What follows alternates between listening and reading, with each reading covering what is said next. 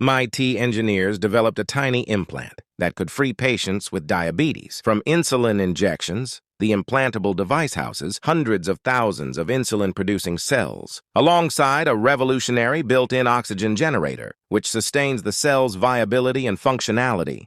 Promising results in diabetic mice showed the device maintained normal blood glucose levels for at least a month.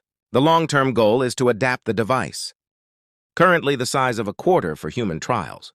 Ideally, as a gumstick-sized implant, this technology addresses a key challenge in islet: cell transplantation for diabetes, the need for immunosuppressive drugs. To prevent rejection, the device shields the cells, while the innovative oxygen generator eliminates the need for refills or external power sources.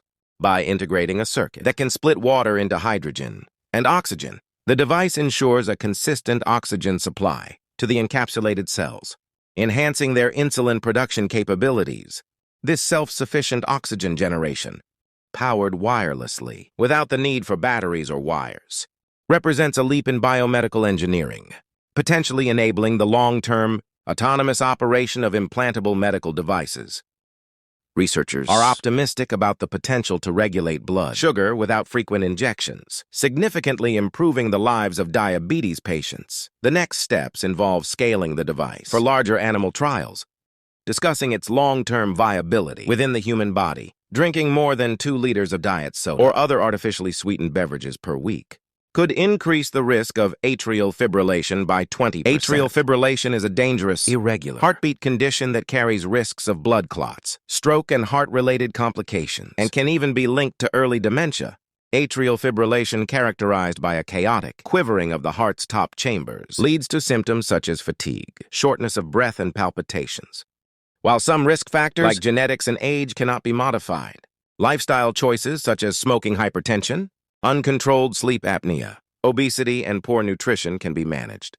Researchers emphasize the importance of a heart-healthy lifestyle that includes avoiding artificially sweetened drinks, controlling blood pressure, exercising regularly, and minimizing high cholesterol and fatty foods. Atrial fibrillation is notably associated with significant health risks, including blood clots, strokes, and potentially early dementia, while the study also found a 10% increased risk of atrial fibrillation with sugar-sweetened beverages. It showed that moderate consumption of pure, unsweetened juice could slightly reduce the risk.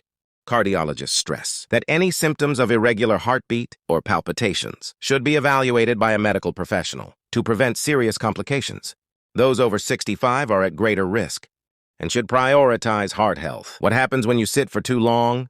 Excessive sitting significantly increases the risk of chronic diseases, weakens muscles and bones, and even harms mental well-being. Our bodies are designed for movement, and prolonged inactivity disrupts physiological processes in far-reaching ways. One of the most well-documented consequences of sitting for long periods is the increased risk of heart disease. Sitting reduces the activity of enzymes that break down fats in the bloodstream, leading to a buildup of triglycerides, type of unhealthy fat. This, coupled with decreased levels of good cholesterol, the kind that removes bad cholesterol from arteries, creates a perfect storm for cardiovascular issues. Studies show a clear link between prolonged sitting and an increased risk of heart attacks and strokes. The detrimental effects of sitting extend to blood sugar regulation. When we sit, our muscles aren't actively taking up glucose from the bloodstream. This can lead to insulin resistance, a precursor to type 2 diabetes.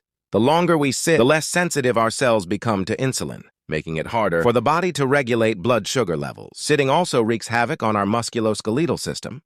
Human spine is not designed to be in a fixed, flexed position for extended periods. Poor posture while sitting, often characterized by a rounded back and hunched shoulders, strains the spinal discs and ligaments. This can lead to chronic back pain, neck pain, and even nerve damage. Prolonged sitting weakens core muscles, which are essential for proper posture and stability. Weak core muscles can contribute to further back problems and increase the risk of injuries.